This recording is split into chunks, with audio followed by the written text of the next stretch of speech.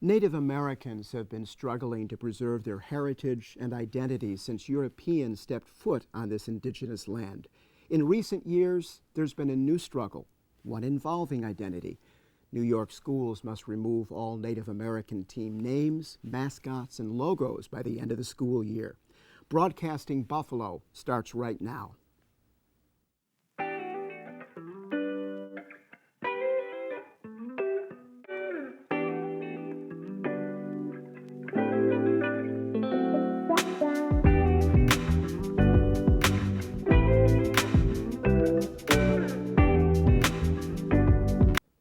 Welcome to Broadcasting Buffalo. I'm your host, Brian Meyer.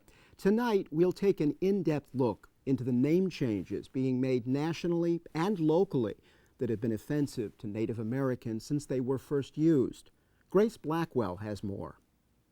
Under a new state mandate, schools are being told to change their controversial mascots using Native American imagery, or they risk losing their state funding.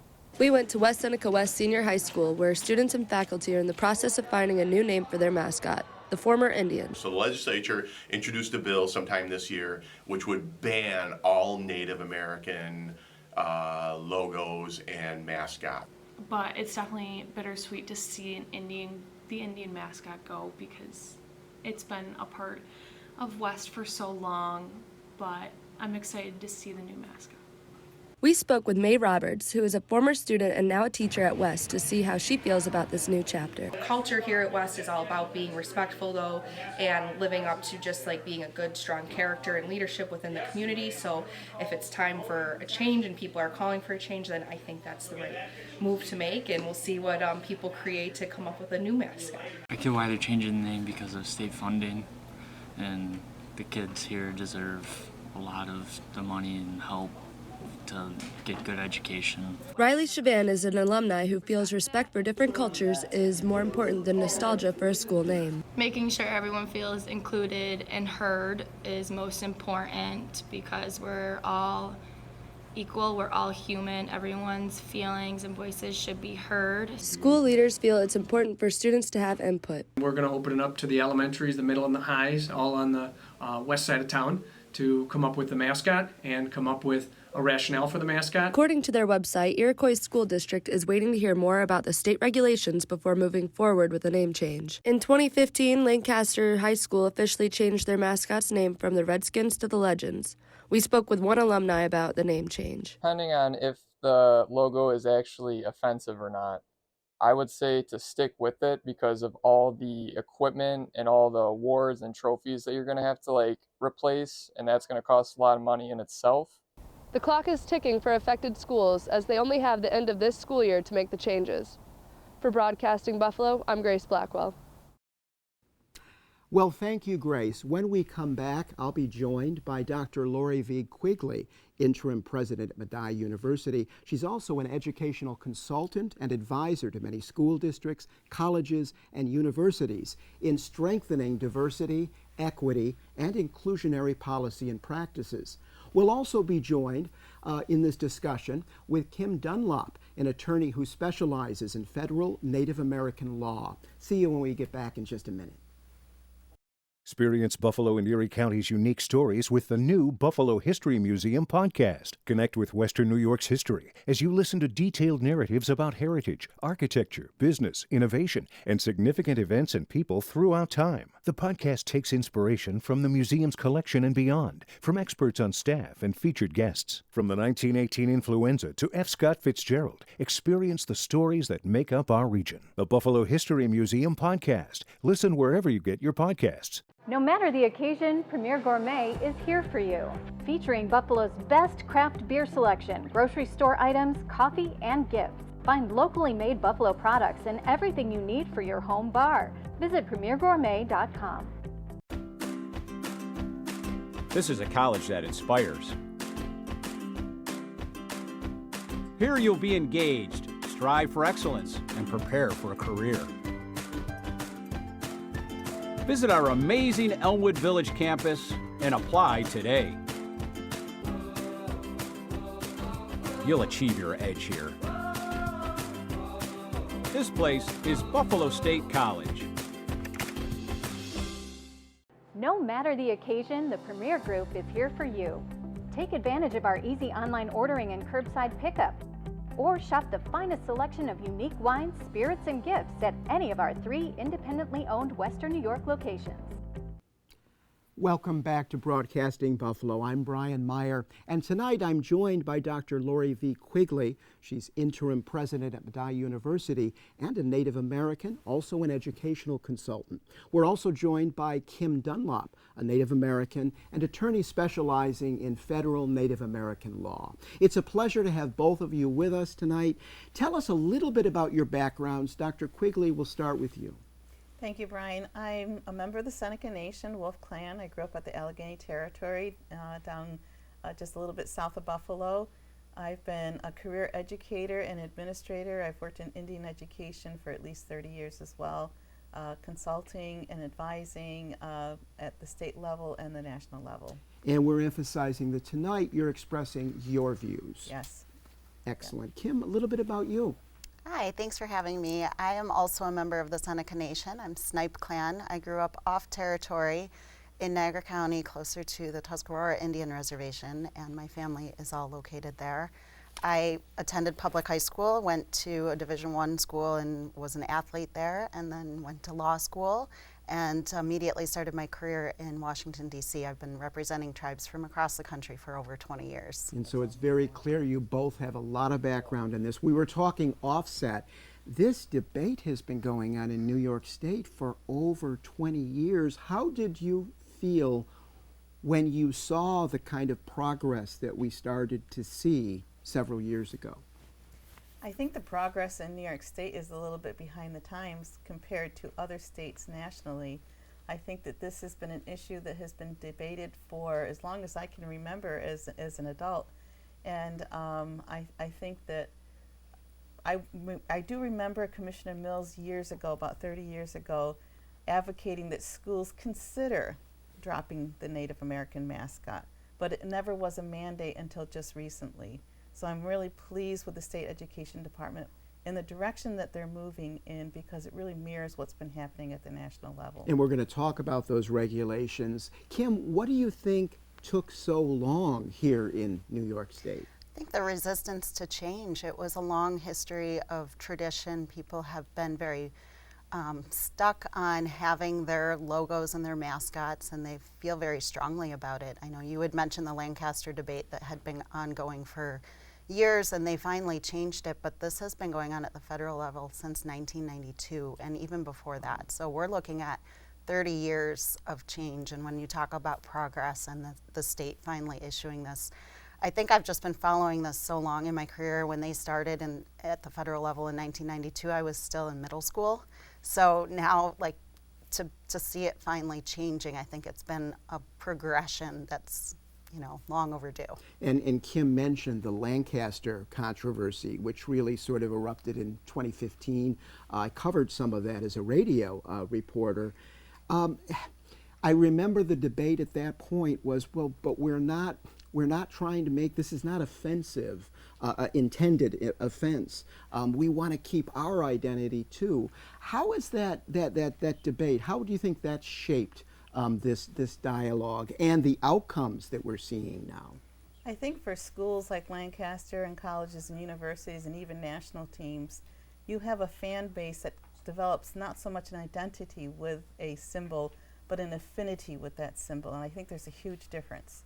And I think when you're talking about Native American identity, the use of a logo that doesn't even represent what we really look like or even how we behave traditionally becomes a stereotype that is negative and has far-reaching negative impacts, predominantly on Native American youth, children, but also other marginalized communities.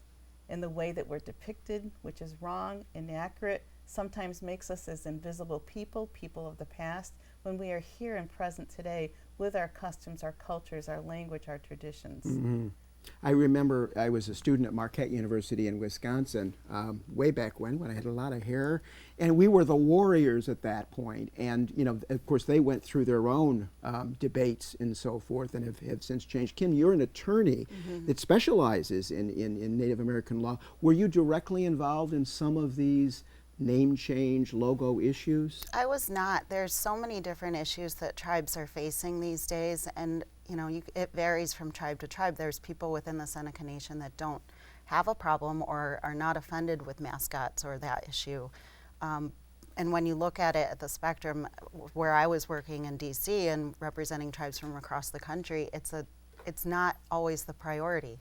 There's so many other issues like education, housing, healthcare, just even retaining your own sovereign rights, so that, you know, it's not always going to be at the forefront of the discussion for tribes internally. Yeah, it's certainly, there's a big priority basket there to have to do it. Well, when we come back, we're going to be talking about the New York State regulations, some of the major changes that have occurred. And, you know, the debate really sort of took a different turn several months ago, when the state actually sort of started imposing some interesting incentives, I guess we could call them, right, on that. But when we come back, we'll be talking more about this issue, and we'll see you in just a moment or so. Hello, Buffalo. I'm Ed Asner. You may remember me as television's no-nonsense news director Lou Grant. And if you think about it, journalists provide us with our first draft of history. Right here in Buffalo, more than 50 years of TV news coverage is being brought back to life.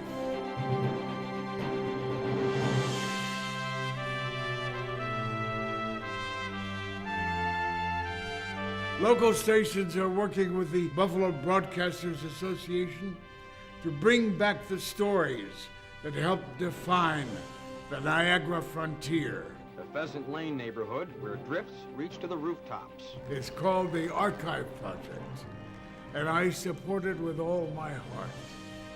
So should you. Your life has taught you a lot. Now your experience can help change a child's life. Read to Succeed and AARP Experience Corps are looking for local volunteers, 50 and older, to help children in Buffalo City schools learn to read. You'll receive training to help you be a great tutor. You have what it takes to change a young person's life. The experience may even change your own. Volunteer by going to readtosucceedbuffalo.org. Welcome back to Broadcasting Buffalo. I'm Brian Meyer, and tonight we've been talking about name changes for local schools, teams, and mascots as it relates to the issues involving Native American identity. And tonight we have a report from Justin Sejak, who looks at how some national teams are handling this issue.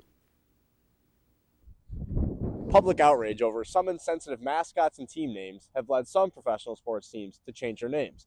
We asked for some people's thoughts and reactions on the story.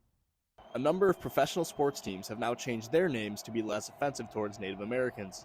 The once Washington Redskins have changed their name to the Commanders, and the Cleveland Indians are now known as the Guardians, just to name a few. Ted Portman feels as if these changes were not necessary. It's honoring them. It's historical. You know, history is history. You shouldn't be able to just change it because somebody woke up and decided that this isn't right. The Kansas City Chiefs have faced backlash because of their infamous tomahawk chant. But the tomahawk chop, it's a little too much, I think. You know, kind of mocking them almost a little bit.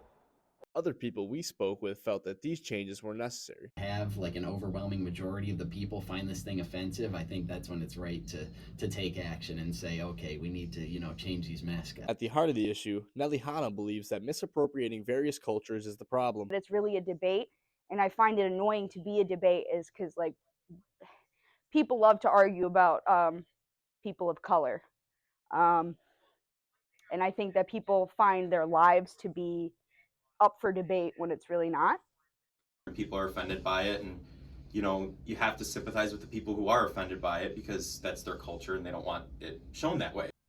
For more information on this story, you can visit our website at broadcastingbuffalo.com. For Broadcasting Buffalo, I'm Justin Sejak. Well, thank you, Justin. And that report highlights the fact that while we like to, think of issues as being very local or regional, this issue that we're talking about tonight has national implications. And I'm wondering what your thoughts are. Let's use the example of the Kansas City Chiefs and in some of the discussion and debate that's been going on nationally. Dr. Quigley? Well, it's interesting that in the most recent Super Bowl, that our Super Bowl winning team, the Kansas City Chiefs, is a team whose mascot is really disparaged by so many Native Americans. And I was disappointed that while I saw some posts on social media, I didn't see the national news media actually focus in on the major debates and protests that were going on right outside the stadium right at the start of the Super Bowl this year, where Native Americans are still trying to emphasize nationally that this is a problem. This is a racial stereotype that is going on at the national level in as much as it's also continuing at the local level. Kim, your thoughts? I mean, this has been going on for more than 30 years. The first case was filed in 1992 to try to get the professional football organization to drop the mascots, and the most offensive one at the time and has recently been changed was the Washington Redskins. And I think there are varying levels of how offensive the mascots can be. Obviously, there's a difference between the logo that the Washington Redskins, now the National Football Club, uses, as opposed to the Kansas City Chiefs that are just images. There's, the cartooning of mascots and making it a joke, more or less. So the different levels are what's one step in assessing the mascots. But the second thing is you can't control the fans' behavior, and I think that's what you see with Kansas City is you can have all the intention in the world to make that an honorable and respectful image, but then what they do in the stadium or outside the stadium with dressing up and wearing, different regalia that isn't respectful, or even the way that they present it and say things and the acts that they do is really when it comes down to being offensive. And here in New York, after so many years, as we've talked about, we are seeing some progress. So just late last year, late 2022, the state basically said to school districts, hey, if you don't move forward with this, there's some money attached to it. You could be losing or would be losing school aid. What are you thinking about the state regulations, Kim? I think it's long overdue, and putting it with teeth, finally connecting it to the funding is really going to create the change. And we didn't see a lot of the national level mascots getting changed until 2020, when you had the police brutality issue and human rights issues and the Black Lives Matter issue, because that finally made it more widespread and more accepted to stand up against some of these racist undertones of things, and it spread. And I think that it made a difference for Native American mascots, and states started to see that. Washington changed their mascot in late 2020. The Cleveland Indians changed theirs in 2021. We're finally seeing progress after 30 years. Mm-hmm. What do you make of these state regulations, particularly with some of the harder hitting approaches that Albany has taken? I think that that's probably a decision that they made in retrospect of what didn't happen over the last 30 years, where you may have had some school districts who did attempt to change their mascots in a good way, but I think the outcry from those who had such affinity to that mascot became so racially heated. I think that this hopefully is one way to circumvent that from happening again in the present time. I do recall Lancaster, I do recall Iroquois Central School District when they tried changing theirs. And I give so much credit to the students who were at the forefront for positive change. And it was really the adults who really struck out against having any changes in that direction, which was really disappointing from my perspective years ago. It's interesting now here in New York, explain how a school district can, in fact, I don't know if it's called a waiver legally, but what would have to happen in that instance? There is a little bit of flexibility, correct? Right, so the state allows certain districts to go ahead and approach a recognized tribe in the state and have consultation with them. And this recently is happening with the Salamanca Warriors, who are obviously, the school is on Allegheny territory. It's connected to the Seneca Nation, and there are members within the nation who are strongly supportive of keeping the logo. And they recently had a discussion and people in the community came out in favor of it. And it is a different perspective. I think that it's a good one to have and to respect that other side of the position, because Dr. Quigley and I see it from a certain angle, but there are people that are in favor of it. We have about 30 seconds left. How do you think these name changes, when implemented, wherever they happen to be, how do you think they're going to affect, particularly among young people, pride, self-esteem? Dr. Quigley? Well, I think change isn't always easy, but it's necessary. But I do think that they will find pride in whatever logo that the school district comes up with. And I hope that it's really, the schools really rely on student input in selecting the new logos if they choose to go in that direction. But most definitely, I think that tribal consultation, that part of the new regulation, is extremely important. It follows the federal regulations in all monies that come into school districts from the federal government serving Native American children. Well, I want to thank both of you for being here tonight. Learned a lot. So many other issues. We could do another half hour if we had the time, and I do thank you. Thank you for being here today. We're going to be right back with our closing segment. This is a college that inspires. Here you'll be engaged, strive for excellence, and prepare for a career. Visit our amazing Elmwood Village campus and apply today. You'll achieve your edge here. This place is Buffalo State College. No matter the occasion, Premier Gourmet is here for you. Featuring Buffalo's best craft beer selection, grocery store items, coffee, and gifts. Find locally made Buffalo products and everything you need for your home bar. Visit premiergourmet.com. Experience Buffalo and Erie County's unique stories with the new Buffalo History Museum podcast. Connect with Western New York's history as you listen to detailed narratives about heritage, architecture, business, innovation, and significant events and people throughout time. The podcast takes inspiration from the museum's collection and beyond, from experts on staff and featured guests. From the 1918 influenza to F. Scott Fitzgerald, experience the stories that make up our region. The Buffalo History Museum podcast. Listen wherever you get your podcasts. No matter the occasion, the Premier Group is here for you. Take advantage of our easy online ordering and curbside pickup. Or shop the finest selection of unique wines, spirits, and gifts at any of our 3 independently owned Western New York locations. Welcome back to Broadcasting Buffalo. I'm Brian Meyer. Before the last break, we were talking about how some of these changes are occurring, both locally and, of course, nationally. And Kim, how do you think the changes, once implemented, once universities, colleges, other organizations, make the changes, how do you think that does impact self-esteem, identity, particularly among the younger people? Yeah, I think Native American youth today need to have more positive images and reinforcement. I think there's a lot more role models that they can see playing in professional sports, and just having that as an identity is much better than looking at a cartoon or a mascot that doesn't represent anything that they are. So I have 3 young children that are very active in sports, and they love watching football games and they love watching professional sports, and to see that is very difficult for them. Do you, and that gets to a good point, do you think, some people not knowing much about the lay of the land on this controversy might be thinking that young people aren't necessarily as sensitized to these issues? What do you think about that? I think for years that was one of the excuses that was being used. Okay, they like it. They'll wear the gear, or it's okay with them.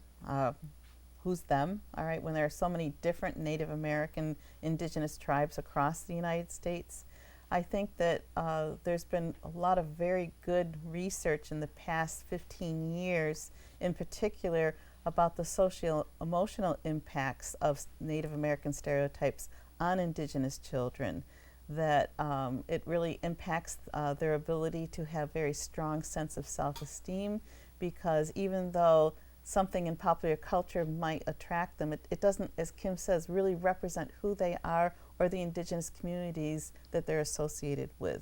And I've been very impressed with the research that's come out in support of getting rid of the Native American mascots for the benefit of youth. Which raises an interesting issue, especially as we talk about youth. How do you think, if at all, social media has shaped this debate and the outcomes that we're seeing? Any? I think social media has definitely helped progress the change. And as much as we, tell our children to put their phones down and go out and play, I think that they also find a platform to see change and seek it out more quickly than we were able to 30 years ago. Do you agree with that? I definitely agree. I mean, even around Halloween, I always post on my Facebook page, I am not, this is not a costume, okay? Just, my statement against even, individuals trying to dress up like Pocahontas, which is just, I find totally offensive. So I think social media can be used in a very positive way, to help us to get the message across beyond our own communities, locally, statewide, nationally. And it's interesting you say that, because I teach a media literacy class, and we're always focusing on the evils, the dangers of social media, but social media, when used certain ways, can actually have a profoundly positive impact. So that's an interesting point.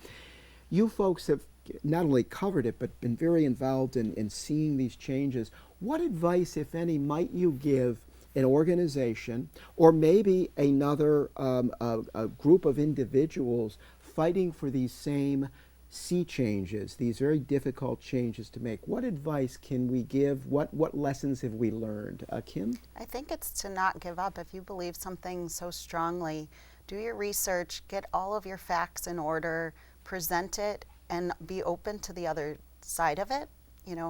Have an open mind, because there will always be an offending position to you or an opposite position, and you need to work through those, and you need to be prepared for them to be able to argue your points against it. Dr. Quigley? I've always tried to especially tell teachers in school districts to use it as a teachable moment, to really teach about the true history of who we are as Indigenous peoples. I mean, there's even a great documentary coming out now called Imagining the Indian, and they're working with the National Indian Education Association by creating 10 instructional modules that go with it, and it's all about why we should not have mascots. Well, I thank you both for being here tonight. Very, very interesting and insightful evening. We really appreciate you being here. And on behalf of the Buffalo Broadcasters Association and everyone here at Buffalo State University and Canisius College, thank you all for joining us for this episode of Broadcasting Buffalo. If you'd like more information about the name changes of the schools, teams, and mascots, visit our website at broadcastingbuffalo.com. Thank you again for joining us, and have a great night.